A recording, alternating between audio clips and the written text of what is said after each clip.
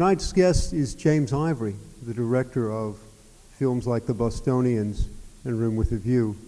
His partner over these 30 or so years, Ismail Merchant, is regrettably ill in New York.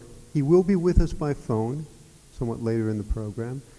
But it's a rare opportunity to hear from the director of a rather significant group of films, including the film that we'll close out tonight's program with, Mr. and Mrs. Bridge, which I've had just a look at, and I can safely say it may be the best film, certainly an extraordinary film. The critic who is here tonight, and this is a series in which a prominent critic comes and interviews a prominent director, is the very first critic we had 2.5 years ago when the idea of these dialogues began. 2.5 years ago, he was here for the first hour of the program by himself. Our director was stuck in a blizzard and unable to come. It was Franklin J. Schaffner. And we had a rather arduous evening, and I promise if he ever came again, we would have the director here on time. It would certainly make an easier evening of it. I'm speaking of David Sterrit, who is the film reviewer now for, I think, almost 20 years at the Christian Science Monitor, more recently, or in more recent years, at Monitor Radio, and for those of you who watch television, you may catch him on some of the Monitor television programs. I think he is the most literate film reviewer, film critic, writing for popular media in the country. He's someone who's been extremely kind to independent film throughout his career, has distinguished himself by a certain way of writing, a certain vision, a certain openness. And I think it's for that reason that he has been now for 3 years on the selection committee at the New York Film Festival. I think a very distinguished tenure there, and has been kept on an additional year, so he'll be serving there next year. But we have with us tonight really two very distinguished film people. I want to just thank our sponsoring group. We were able a year ago to mount an entire season of director dialogues with a very generous grant from the John T. and Catherine D. MacArthur Foundation in Chicago. And I also want to note that our first such dialogue with Clint Eastwood was about a month and a half ago, and that since then, the man who directed what was called the Mass Media Program, or Mass Communications Program at the MacArthur Foundation, who was with us that night, 79-year-old William T. Kirby, has passed away. And I would like to dedicate our program tonight in his memory, and again with thanks to the MacArthur Foundation. So welcoming now David Sterrit back, and James Ivory, who from age 3 to 4.5 was a resident of St. Paul and of White Bear Lake. Gives me a great deal of pleasure to welcome back David Sterrit and James Ivory.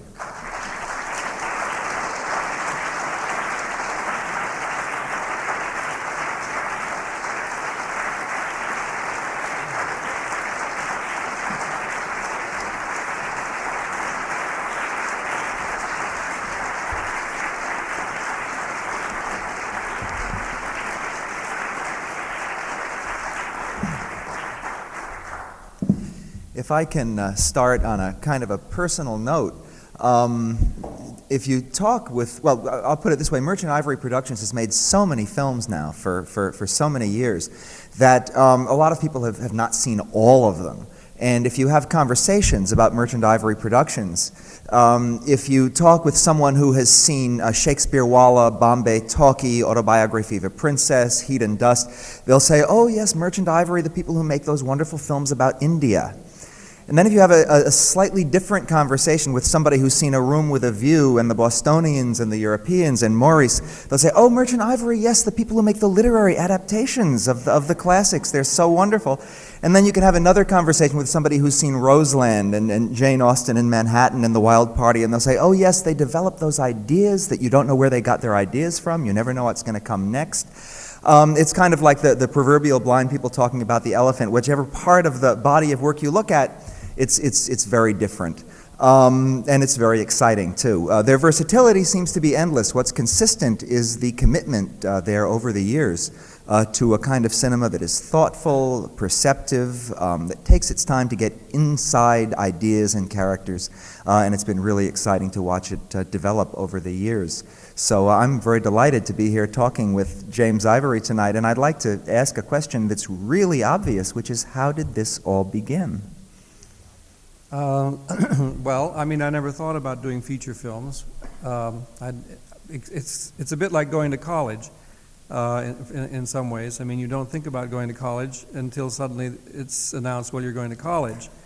I mean, not perhaps for everybody, but that was the way it was with feature films. And it was suddenly put to me that, well, now you'll do a feature film, and that was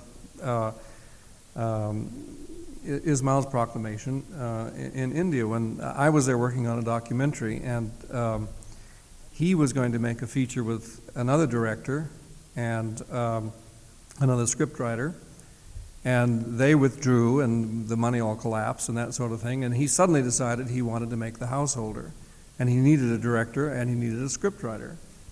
So he asked me to be the director, and I said, oh, sure, yeah.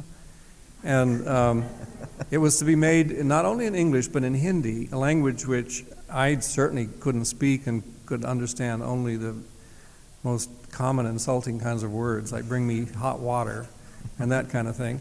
And he went to Ruth Jabvala, who wrote the novel, and asked her to write a screenplay. And she was many, well, not many, but several showbiz types had come to her over the years asking her to adapt something, or could they buy the rights, and then they just disappeared. Just, were never heard from again. And she assumed that we were like that, but she did agree to do it. We met her, and she did agree to do the script for The Householder, and that's how we started. And luckily, we sold that film to Columbia Pictures.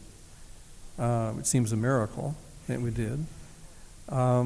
And that's how we got started. Well, on a more individual level, there's got to have been something in the sensibilities of the people involved that clicked in some special way, not only to start off the collaboration in such a resounding way, but to have it continue for so long.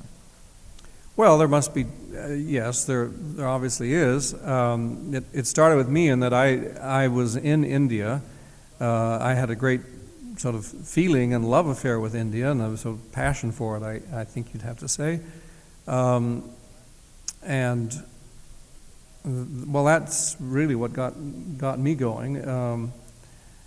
And Ruth was also in India, and from a completely different background than mine or Ismail's. And somehow we just all meshed. I mean, it's based on friendship and mutual respect, and no one goes trampling about on anybody else's territory in a sense. And I mean, I respect what Ismail has to do, and Ruth what I have to do, and etc. What was there about India that lured you back there so many times? Well, I always have a stock answer for this. It's impossible, really, to say why you are crazy about a place or a thing or a person, I think, and make it all that understandable. So all I can say is that the films that I've made in India are kind of an illustration of that, and each one sort of takes up a different sort of theme or place or time, and so all those things together, sort of, if you see them all, you'll get an idea of why I loved India, and still love, though I haven't been there for a while. As a body of work, the Indian films don't just celebrate or explore India. They also very often deal with conflicts, and sometimes very subtle conflicts between the Eastern and Western ways of looking at the world, which is something that's always interested me.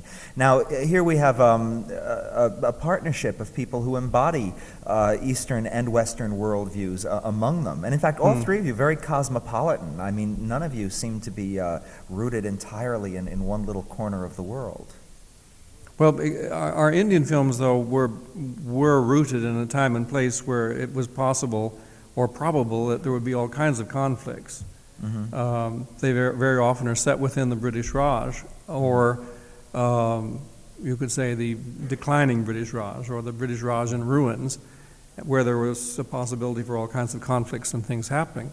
It's not the case with us. I mean, we're people from different parts of the world, but we all get on. And Ruth is married to an Indian, and so... I think it would be nice if we had a look at a sample from the Indian films. And in fact, we have a portion of one of the very early Merchant Ivory productions, and maybe the one that first put the team on the map in a big way. Yeah, you'd have to say that. That's how I recall it. A movie called Shakespeare Walla. And we only have time tonight to look at a little bit of it. Of course, it's on the program of the retrospective. And I think this is a particularly nice scene, and it even brings out some of the themes that we've already touched on here this evening. I guess there's not really a whole lot you have to know to appreciate this particular scene that we've chosen. The movie is about a company of British Shakespeareans, right?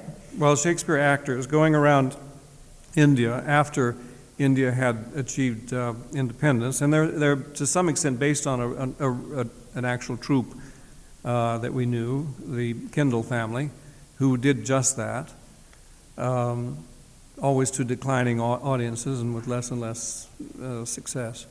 And something else that's going on here is that a young woman who is a member of the troupe has gotten involved with an Indian man who already is involved with an Indian woman who is a movie actress. So we have not only East and West meeting here, but the old and the new as represented by the theater and the movies. So, right, all kinds of dynamics happening at once. Let's have a look at some of Shakespeare Walla. Indian movies continues to be explored in the next film, Bombay Talkie, as well. Right. How did you come to use this kind of, it's not just India, but it's Indian showbiz in a couple of films? Well, it's, you know, for us, I mean, we were sort of within the Bombay commercial world to the extent that we had to find our technicians there, our actors, sometimes our money, though rarely. And, you know, it was just an interesting scene. And mixed up a bit with that was our observations of various kinds of Europeans who were more and more, or Americans, Westerners, who were more and more coming to India at that time for all kinds of reasons. I mean, they were coming on spiritual searches. They were coming just to have a good time. It was the big cruise ships that were beginning to discover that Bombay was a place where you could stop and go shopping and so forth. And this was all, you know, it was just interesting material. And we wanted to kind of mix that all up together, which we did in Bombay Talking. I mean, it's a kind of it's not deeply serious, and it's, I suppose, a kind of melodrama. But it just is interesting to us. It always has been. You know, I'm realizing something just from looking at this clip. I've seen the film, of course, but I don't know what Walla means. Walla means a person identified with something, or it could be with an occupation or a place. It merely means the one, you could say. And it has all kinds of, it's used in all sorts of ways. So this literally means people who did Shakespeare. I see. So we could call you high-quality cinema Walla. Yeah. Then, okay. You could. An unwieldy but accurate title. A moment ago, you mentioned the idea of people coming to India for so many different reasons, including making films. And people come on spiritual quests, people come for reasons that are important and reasons that are not important. And of course, you explored this, among other things, very directly in Heat and Dust. Right. Just a little bit while later on. Now Heat and Dust is an original screenplay, right? No, Heat and Dust is based on Ruth Javalla's novel, which was, it got the Booker Prize in England, which is the biggest literary prize. It's given out every year and was then published here. And it's about two different generations. It's basically, I think the most interesting part for people is the 1923 story, which has to do about a woman, an English woman, who was very much part of the English official establishment, who had a loving husband and a life, though, which did have elements of boredom, and she runs off with a disreputable Indian prince, and a bankrupt Indian prince.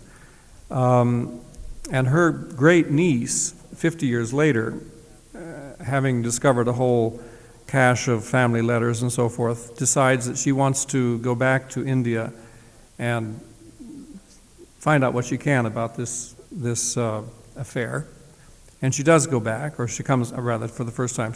And her own things happen to her which are somewhat parallel to her great aunt's story. So it goes. The film goes along. There'll be a 1923 part, scenes, and then there'll be the present day, and then 1923, and so forth. And they're as you approach the end of the film, they're more and more sort of wound together. Which gives you the very complicated job as director of creating, not just blending together two different, more or less different storylines, but different periods of time, different architecture, different clothing, different everything. Well, yes, that's true, but that wasn't so hard, really. Actually, I mean, we sort of do that. But within one film, sometimes when you have movies that jump back and forth in time, every time there's a leap, you're jarred. It doesn't. Well, one or the other tends to look right, not both. Right, or be more interesting. Yeah. I don't know. Most people find the 1923 scenes the more interesting, but that's because there may be a nostalgic element there. They're certainly more glamorous. They're, the Indian princely states in 1923 were something that few people know about. Mm-hmm. Modern India is a place that people know a good deal more about, and so I suppose the present day scenes don't have quite they certainly don't have the richness of atmosphere that the older story has. We tended to, in fact, we used buildings sometimes as a sort of link between the two scenes. I mean, after the British left, then the colonial buildings they left behind were then used by the Indians for different purposes. And what for instance, had been the bungalow of the English couple who are at the heart of the story later becomes a government office. And by a sort of a frozen frame type thing, a sort of, not trick photography exactly, but you have a scene that's going on in the 1923 rooms, and then it suddenly becomes slowly becomes the 1982 rooms, and that kind of thing. So I don't think sometimes we wanted the leaps, though, to be very dramatic and to be sharply different and to be as much a contrast as possible. Another thing that this film has is a marvelous performance by Julie Christie. And I'm wondering if you can speak a little bit about just how you have gone about casting these films, especially when you're working in India and you're very often dealing with Eastern and Western casts. Well, this cast was a particularly varied one because we had Julie Christie, who was a big movie star. We had Shashi Kapoor, who was also a big movie star, but a big Indian movie star.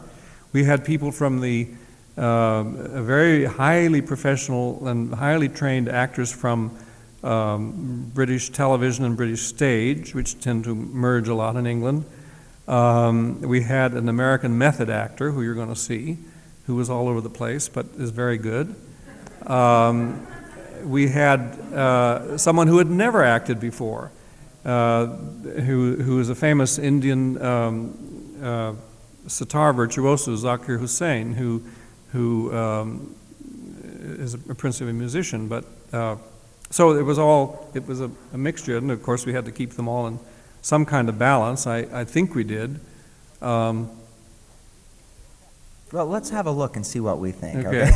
We'll just, of course, be able to look at one small portion of it, but I think it's a particularly nice moment because, again, it brings in the confrontation of East and West. There's not really much, I think, we have to say about it. Julie Christie has gone to India on this particular quest of hers, this bit of sort of family archaeology that she's doing.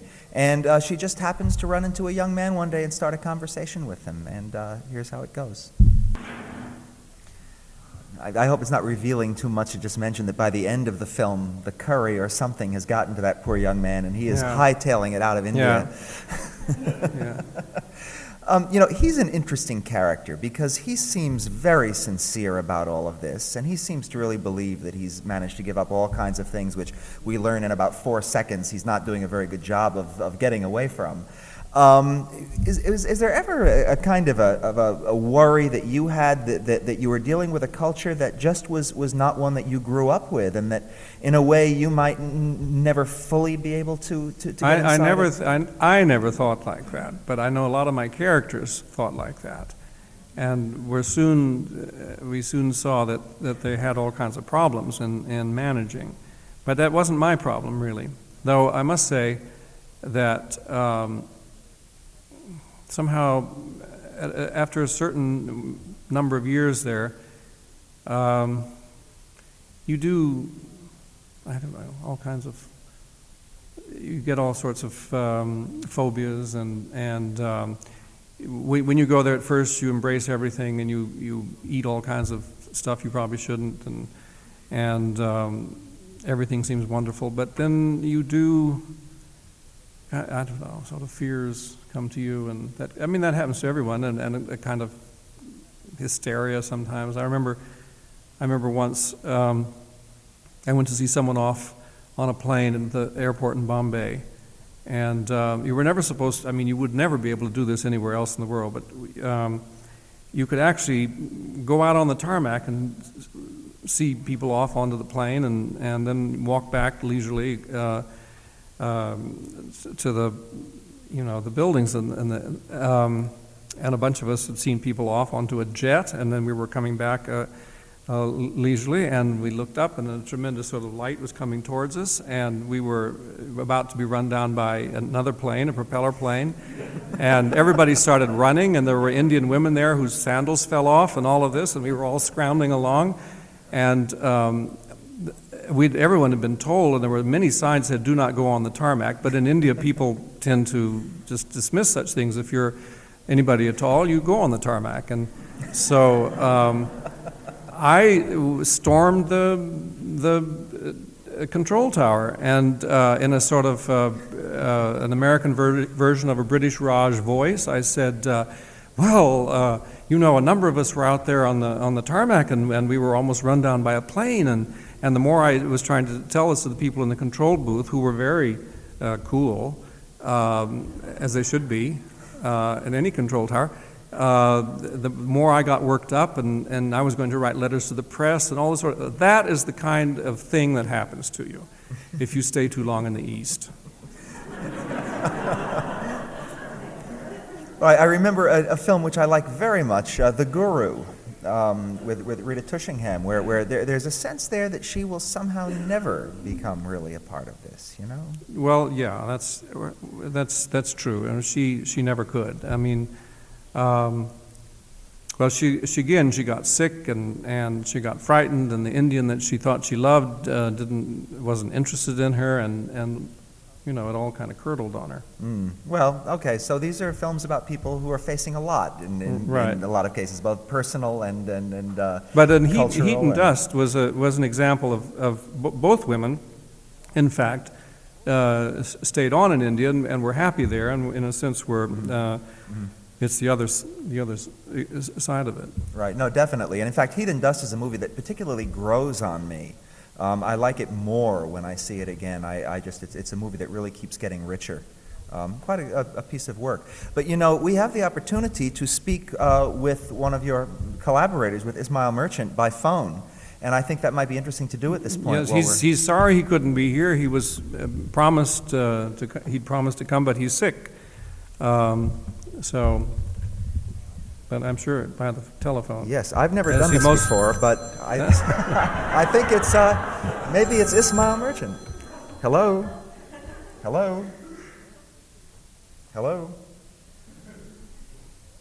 hello. Ismail? I'm getting a click of some sort. Ismail. Ismail. Hi, okay, how are you? This is David Sterrit out in... Well, I'm going to put you on so that everyone can hear you, okay? Okay. Yes, we're very sorry that you couldn't be with us tonight. Yeah, what a shame. I was so looking forward to being with you all. Well, we're having a really good time so far, talking about your work and talking a little bit about you and about your collaboration over the years. We were just looking at clips from Shakespeare Walla and Heat and Dust. And a question I'd like to ask you, if you can take the time to answer it here, is when these films are shown in India, do they get a different response than they get in the United States? Well, first of all, they play only in sort of major cities, you know, like Delhi, Bombay, Calcutta, Madras, Bangalore. But the general audiences, it does not have the same response as it is here or in Europe. So we are very much like a foreign film in India, in spite of that the subject matter is, you know, partially Indian. so the restriction of our film to the public is very much, in the cities where a sophisticated audience wants to see a film like ours. Is there, though I'm just kind of wondering, is there any particular way in which you could say that that response might be different when people who are Indian are watching, films, say Shakespeare Walla or Heat and Dust? I know that when Shakespeare Walla was shown in India, there was an enormous, like they would sort of respond to some of the aspects of comedy more than here. Some of the things they would understand even more, like for example that monkey wala, the man with the monkey and performing in front of the broken down car. I mean, they enjoyed that enormously, much more because he was talking in Hindi and where he was going and all of that. So they understood that much more, and they responded to with greater enthusiasm. And then the arrival of the movie star at the theater, I mean, there were some of those things sort of ticked those audiences, in much more vigorous manner than as opposed to in the West. In Heat and Dust, the same thing, with those eunuchs dancing, in front of Olivia and the Nawab. I mean, they really got, what the eunuchs were all about, because Indians have seen them so often in the streets and, places where they come to perform. So I think from that point of view, yes, the response was, a little different because they knew their home ground, the characters that were very much ingrained, and the aspect of comedy which was very much known.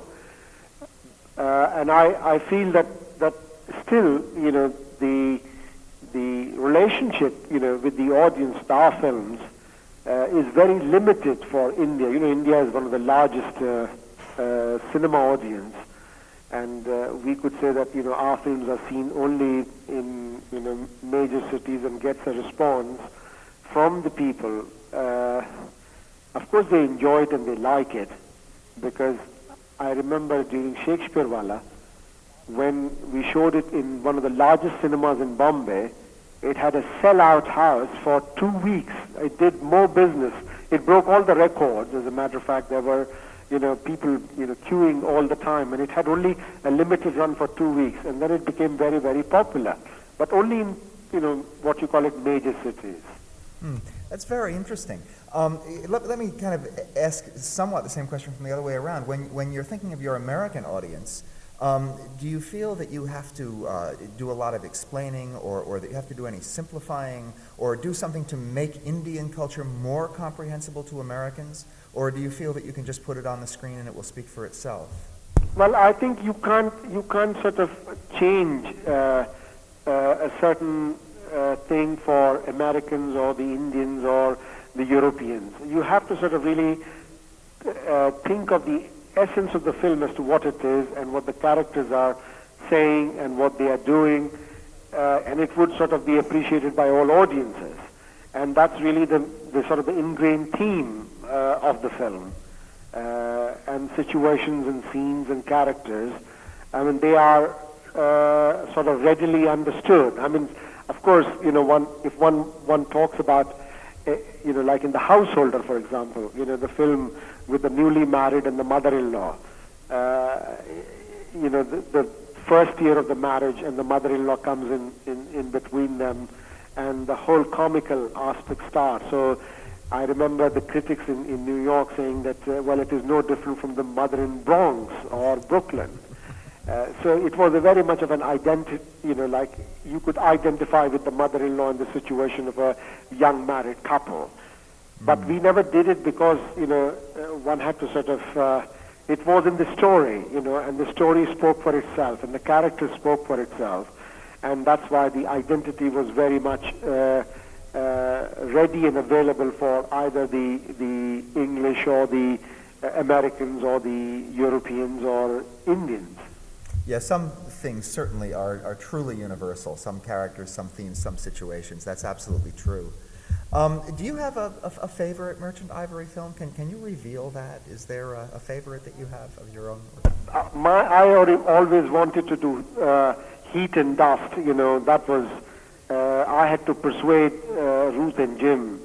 I mean, to do that because of most of the time when one is doing independent films, you depend on financiers and distributors and all. And we had not, gotten all our money together, and the people whom we relied on, they backed out, and Ruth and Jim felt, well, there was no point in doing it, and I, as a matter of fact, forced them almost to do that film, and it is one of my favorite films. So, you just have to go with your instincts and feelings, no matter what, and ours has been, particularly as an independent company, a very checkered history with financiers, and they have pulled out at the last minute, a week before the shooting, and things like that. Particularly with the Europeans, which was the most difficult film to get any finance in America. It seems quite remarkable that some of the films that you had trouble putting together turned out to be among your richest and most fully realized and even very popular works. Well, actually, our popularity, the main popularity of our film, of our company and of ours, started with the Europeans. In America, and particularly in America, where we started, developing a larger audience. And that was the most difficult film to finance because no Americans wanted to invest money in a Henry James movie. And yet, once the film was made, and I think in other cases too, where you had trouble initially pulling together the project, then certainly people were, I guess, eager to distribute it and to put it out before the public because the work was of such high quality. Yes, because with your own belief in a particular project, you fight and you work hard and you try to do it as best as possible. And because you understand that so well, that it is going to be really a tremendous film, because the actors you've collected, the script you have gotten, the direction and the crew members you have, the photographer, the music composer, as you know that Dick Robbins has been our collaborator who has done the music for most of our recent films. So when you have that and when it is all presented to a distributor or someone, then they see it from a different point of view and then they react to it. Oh yes, there is, something worthwhile, or this film will make money, or this film will be, win awards, or, things like that. So it is quite true that you have to really follow your own instincts about it, and particularly in our case, we have been very much blessed by a very good writer, Ruth Jabwala, and Jim Ivory, and myself, and now Richard Robbins. And so the collection of the talent, which we have pooled together, that is very gratifying. Well, you've done some pretty creative producing in your time, too. Didn't you once, for example, tell me a story about cooking a fish for an actress that you were attempting to persuade into taking a part? Well, that was Vanessa Redgrave. When we presented her the script of the Bostonians and had asked her to play Olive Chancellor, she had turned it down. And she said, well, she doesn't see herself as Olive Chancellor. So I said, well, let's meet together and come and have dinner with me. So that evening I had cooked this wonderful striped bass with mushrooms and lemon juice and mustard and all, and I said, well, this is the best I'll present to her, and then I'll try and talk about Olive Chancellor. So Vanessa sat with us, with Jim and myself, and ate the dinner and the fish, and she just loved it, and we talked about it, and then finally I said, well, I still think that you are the best for Olive Chancellor.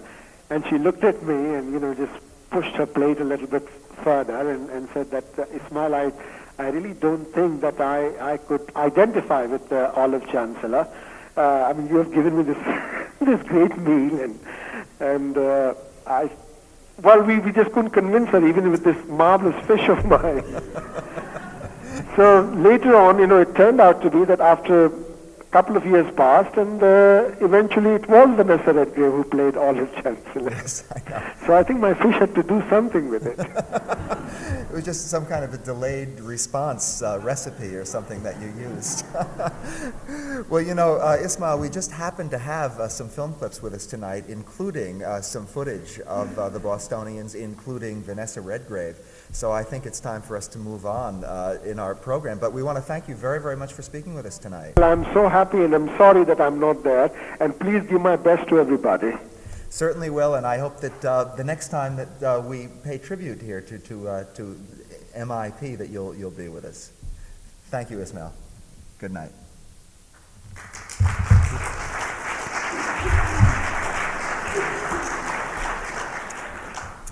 Would you like to say anything about the Bostonians before we have a look at part of it? No, let's just see it. Yeah, I think this one really speaks for itself. Among many other things, there are more marvelous faces to look at in the beginning of this movie. Everybody's favorite star or character actor seems to be here. So the Bostonians, just maybe a brief word, is about a young woman who has a talent for speaking, and she has been enlisted in the feminist cause. This is really a movie ahead of its time. We'll have to talk about that in a moment, in terms of dealing with feminism, and deals with people who were maybe a century ahead of their time in terms of the modern feminist movement. We get to see her preparing to give a big speech on the cause of female rights and so forth. We also get to meet her father, who is some kind of a goofy mesmeric healer or something, who manages her career at this point. And everyone is coming to hear the big lecture. Yeah, I remember that movie zipping onto my 10 best list. It took about 2 seconds. There wasn't the slightest hesitation. And one of the really striking things about it is that I had never seen a movie more Jamesian in tone and yet more contemporary in subject and the issues that it brought up. What was it that attracted you to this novel? Which of these things, or all? Well, I really didn't. I mean, how can one in the 1980s? I mean, it seemed to me that all the things that pretty much at that time, I mean, perhaps it's very naive of me to say this, but it seemed to me that great struggle that is shown in the book, in which actually James was treating in a somewhat satirical way, that most of the objectives had in fact been reached, perhaps not all of them, and so it wasn't as if I had to, by this film, advocate the freedom of women from their millennium of oppression. That didn't seem to me to be what I had to do. I liked it because it just was a very good story. I liked the triangle of it, and I liked these two very determined older people, a man and a woman, fighting over this girl. And to me, it was just an excellent story, and which I'd read the book probably 10 years earlier, and it always seemed to me it would be rather impossible to make it into a film because it was such a big, thick book. And I didn't see how we would really be able to recreate New York and Boston in the 1870s, that would be impossible for us with our little budgets. So, well, we did manage to get some money together to make it. But I didn't take it up for ideological reasons. No, but the film does end with a very touching speech by the Olive Chancellor character, the Vanessa Redgrave character, right, on her cause, and it gives her a moment of some sort of triumph. I think if you haven't seen the film, the triangle that's going on is this very tenacious older feminist crusader is one person, and then Christopher Reeve, who represents a somewhat different kind of personality, the handsome young Southerner who feels that a life of quiet housewifery is all any self-respecting woman could want. They are the two who are struggling over the destiny of this young woman, and again, Olive does get to give her feminist speech at the end. Well, when Verena just throws over feminism and speech making and, in a sense, Olive, and goes off with the Basil Ransom character, and goes off into the night and weeping away, that doesn't completely destroy Olive as it does in the book. I mean, she replaces her herself and goes up on the rostrum to deliver an impassioned speech for all the ideals that they'd had in common. And this was, we didn't want the film to end on too much of a sort of down kind of a note. And Vanessa Redgrave, as we all know, is very good at impassioned speeches, and she certainly put herself into that one, which was modeled on something of William Lloyd Garrison. So it was just, to slightly elevate the ending. Mm-hmm. It did, I think, raise in the minds of many viewers the issues that the story happens to deal with. I think that some of the writing about it in the press and so forth, and some of the talk about it, really did focus on the issue of feminism. It was definitely in there. Definitely. It's another film which is very different in some ways, but which came not too long after this is Maurice. Which I'd like to talk about for a moment, because here we have Merchant Ivory doing something that's very, very unusual, which is dealing with the subject of homosexuality very forthrightly and without in any way becoming strident or well, to some extent that was the subject of the Bostonians. I mean, that was a sort of latent theme there. And I think that was known to the James family also. Who discussed it amongst themselves. But, I mean, yeah, we did. What interests me about Maurice is that it really seems to have broken a lot of taboos that go on in the Hollywood type of movie world. Probably, yes. It's unusual to see your two of your leading men in a passionate kiss. I mean, this isn't usually seen in an American movie. I mean, it might be more seen now. But not much. But no, not much. But we felt, what's the point of doing a film like this unless you just do it, in a realistic way and just let the chips fall where they will. So that's what we tried to do. Wouldn't most production companies have said, why take a chance on doing something like this? This is not the kind of thing that one makes movies about in America today. That's true. They would have. But we never approached any American production companies to make this film. I mean, we knew we could. We were sure we could get the money in England for the most part to make it, and we had just had such a success with The Room with a View, also Forster, that we were able to get money from the same American backers who'd backed A Room with a View, and so we never tried to finance it here. Was there a sense in making Maurice, which is of course Maurice? I always said Maurice until I actually saw the film, and then I learned it's Morris. So we'll say Maurice tonight and have a bit of class to our act. Was it just another sense of this was a good story from a good gripping book, or was there a consciousness? It's not that gripping a book, actually. Well, okay. But in the course of making A Room, I liked it. Well, no, it is. I think it's a sort of underrated book. But in the course of making A Room with a View, I then began to reread all of Ian Forster's all his books, and eventually I came again to Maurice, which I read when it was first published, I think in 1972, after being suppressed for 50 years, and I hadn't been particularly impressed by it. I read it and then just sort of put it away, and then I reread it. And it seemed to me that it was a film that we could do, and I was struck by it seemed to me that nothing really had changed all that much since Edwardian days, in the sense that despite all the various kinds of lib and all of that young people are still as confused as ever about all kinds of things and their sexual identities and what they really want to do with their lives, and what work they really want to do, and all the kinds of pressures of family and society and all the rest of it, are still on them, and it seemed to me to still be relevant. And what also attracted me, I thought it was a very good example of a film about the class system in England, which I thought was an interesting issue. And all of these things that you've touched on are explored, I think, very fascinatingly in the film, which is another film that, even though it's still fairly new, looks just better and better to me as time goes by. I saw it again recently and was really knocked over by it. It's a very powerful film. Was there I guess one of the questions that I'm trying to get to here, the question is, was there a risk that people might simply not come to see it, that mainstream moviegoers were simply not ready for this movie? But they were, it seems. It turns out they were, but I'm wondering. I mean, they did go to it. It's been very successful in different countries, not always, I mean, sometimes in the most surprising ways.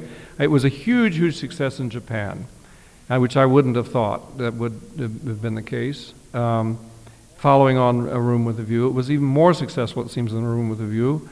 And its greatest following was with teenage Japanese girls. And I don't know why that should be so, but it was so. And the three young actors continue to this day to get fan letters from Japanese teenagers and college students. I myself get them. And they're always incredibly respectful and almost devotional. Who can say why? I mean, not me. So, well, that's very interesting. You have alluded a couple of times to a. Well, I know why. I mean, let me go back. I mean, it was explained to me why that it was perceived in Japan as being extraordinarily romantic, and I guess the Japanese.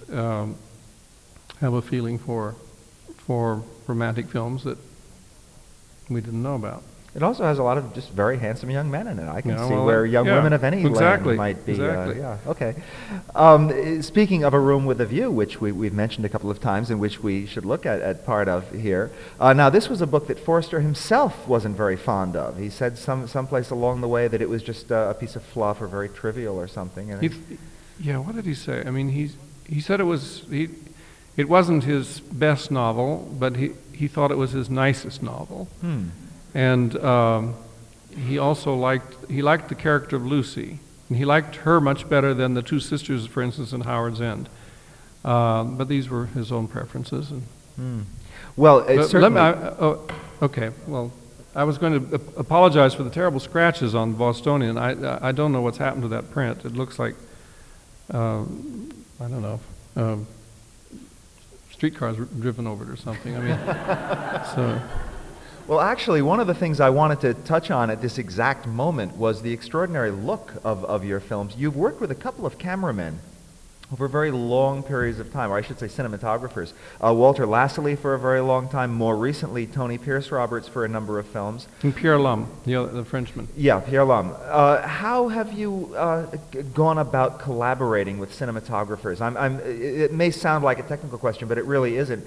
You yourself obviously have a very strong eye, a strong visual sense. I guess early in your career you were very drawn to set design and so forth.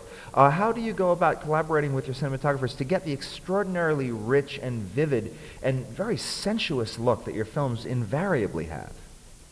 Well, it's partly the locations that we use. I mean, I think the places where we shoot our films are in themselves photogenic, and I always try to get the very best cameramen that we can get who are available. And I tell them in general, well, this is the kind of look and feeling I think the film ought to have. For instance, in A Room with a View, I told Tony Pierce Roberts I thought things should be light and there should be a sort of sense of frivolity and it should be something of a feminine film and happy and sunny and so forth. And just, I told Pierre Lum with Maurice, I thought it should be just the opposite. There should be something cold and dark and masculine about it, and a bit something, scenes in rainy weather would be better than scenes in the sun and that kind of thing. And that's what we went for. It was just, it's a matter of mood. I don't have that much to offer them on how to light a scene. And sometimes I want a particular effect, but usually I just, we have a bit of discussion generally about the scene, and then they get on with it. Well, the results tend to be extraordinary. So, that's what counts, is how it all comes out in the end. We have a bit of a very memorable scene from A Room with a View to have a look at. And I really think that very little needs to be said here, except that the characters of the film and the time and place of the film, I think we should point out, are all supposed to be very restrained. I mean, this is not a time when people cut it's loose. buttoned up English Edwardian, rather strangled. Are we in Italy where things are not so strangled, or are we back in England? We're in the swimming scene. Oh, in the swimming. Oh, that's not strangled. Yeah. Okay. So here we have some of our buttoned up and strangled English characters, and actually there's at least one person who remains buttoned up and strangled throughout, who is the character who you'll only see briefly, but he's worth paying special attention to, played by Daniel Day-Lewis as Cecil Vyse. This was, I think, one of the two performances that just about back to back, that and In My Beautiful Laundrette, where Daniel Day-Lewis played parts that were extraordinarily different from each other and made an extraordinary impact in both, although I think that he is remembered more now for A Room with a View. In any case, he's certainly worth keeping your eye on, and let's have a look at a bit of A Room with a View. I singled out Daniel Day-Lewis just out of sheer personal enthusiasm, but of course there's a number of marvelous performances in this film and in that scene. And a word about Simon Callow, with whom Merchant Ivory Productions has developed a good relationship. He is marvelous in Maurice in the beginning, when he has a brief sex education scene that is just exquisitely done. And now he is directing a film for MIT. Yeah, we have done The Ballad of the Sad Cafe, by the Carson McCullers novel, and he's directed that with Vanessa Redgrave and Keith Carradine. Rod Steiger. When will we be able to have a look at that? I think end of next spring, or it's being edited now. That's very exciting. Are there any other future MIP plans that you can tell us about, things that may be coming down the line? Well, we have two projects going on. One is a film we hope to make in France, which is about Jefferson's 5 years as American ambassador in Paris, just before the French Revolution. And that's a script that's all written, and that Ruth Javala wrote, and that we've been working on for years and years. And hopefully we'll be able to, A, find somebody to play Jefferson who's right, and B, get the money to make it, because it won't be cheap. So there's that. And the other thing is we're going to do a third Forster film, which is Howard's End, which we're going to do quite soon, in the coming year. I must say that one can take all of these plans very seriously. I was looking the other day at an article I wrote about Merchant Ivory Productions years ago, and you and Ismail had listed about, I think it was about 4 or 5 productions. Well, we'd like to do this and we'd like to do that, and they've all been made, every single one. The casts were different from what was envisioned, right. But it seems that you folks seem to be well organized. You seem to plan ahead and know what you're doing. Well, sometimes we put a script away, though. I mean, sometimes Room with a View was an example of that. I thought, well, let's do Room with a View. I like this book, it's nice, and so on. And so we got the rights to it. I mean, the Forster's estate at King's College in Cambridge was amazed that we didn't want to do Passage to India, but we just didn't, or I didn't. And I said, no, what I want to do is A Room with a View. And so they said, well, if you want to, okay. Not his best book. So we got the rights to it, and then Ruth wrote a script, and we were always having to pay option money all along. And then I thought, after the Bostonians, I thought, I just cannot. No, wait a minute. It was after Heat and Dust, I think. I thought, I just don't want to do this now. I don't know. I mean, I lost the urge to do it or something. And it was just put away on a shelf for a year, and then we did the Bostonians instead. And then we wanted to make a modern film after the Bostonians, set in New York, and but it wasn't ready, and there wasn't a script that we liked, and so forth, and so that we did do A Room with a View, and that's what happens is we keep things on the shelf for a while. I mean, who knows how long the Jefferson film will be on the shelf? I do hope I can do it before I'm too tottery to get out there and have scenes of the French Revolution. I mean, that's not going to be easy. So.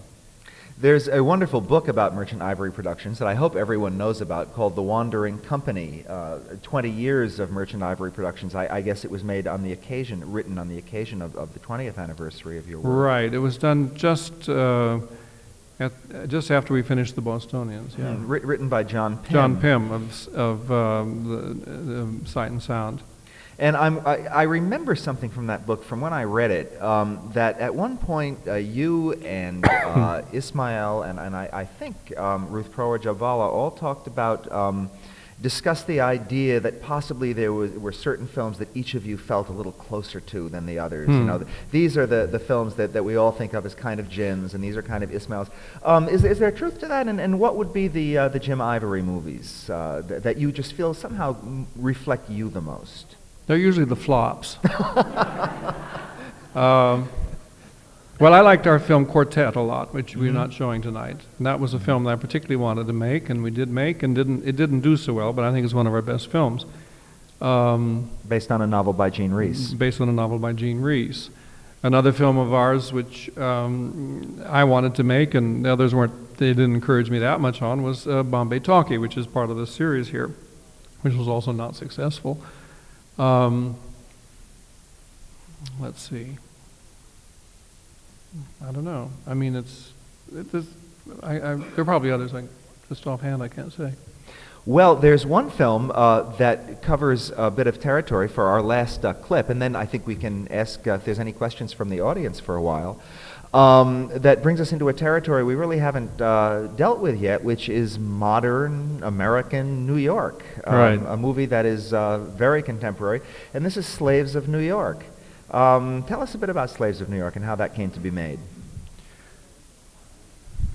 Well, I'd been, if you live in New York, I mean, I've lived in New York for 30 years, and I always want to do films in New York City, and I've done several. Which this is the most recent, and I'm always kind of looking around for something to do in New York. And Ruth Jabvala had read these stories in the New Yorker by Tama Janowitz about the Stash and Eleanor stories, they're called. There were a series of them, which later came out in the book, the collection called Slaves of New York. And but we never really pursued it, though we tried to find out what the status of those stories was, and then we found that Andy Warhol had bought them, and that he had commissioned Tama to write a screenplay for him. So we didn't think about it anymore, and I don't know what we did. Not sure what we worked on. I think Maurice came next. And then he died, and I happened to read in New York Magazine that there was a script that Tama had written, and it was amongst the Warhol properties of the estate, and I thought, well, let's see. I mean, let's have a look, and so on. And so we were able to make an arrangement with Warhol's estate and bought the rights to the short story collection and to the screenplay, and then we wrote a new screenplay. And we had just come into a sort of 3-picture deal with TriStar at that time. And I think they liked the title, Slaves of New York. It sounded promising. But I don't think they really were that keen to make it as such, but because we had a lot of friends there and they were, really supportive and generous, they said, okay, if that's what you want to make, fine, we'll go along with it. So we did make it for TriStar. What can I say? I mean, it's about the downtown art scene in New York, and it was considered that I was something of an interloper going onto that turf at all, and that I had no business being there. And I don't see why not. Also that I would have no sort of feeling for it, and that I was really much better off doing Edwardian drawing room comedies. But I didn't feel like that, and I simply wanted to make something entertaining, and which I think I did. I must say the idea of you and Ismail on one side and Andy Warhol on the other side wrestling over this particular script. Well, no, unfortunately, poor fellow wasn't there to wrestle. I mean, well, he had wanted it, and he had Yeah. been in. It reminds me of one of your own pictures, Jane Austen in Manhattan, Oh, right. which has a little-known Jane Austen manuscript, and Yeah. I guess there's a group of real avant-gardists on one side and a group of traditionalists on the Fighting other side. over it, that's right. Yeah. So I guess that film was prophetic. I have always had a lot of affection for Slaves of New York, and I think it would be a lot of Unique in the fun. country, I think you were amongst them. Not entirely. I think that it would be a good idea to have a look at it and see how entertaining it is. Thank you all for coming tonight.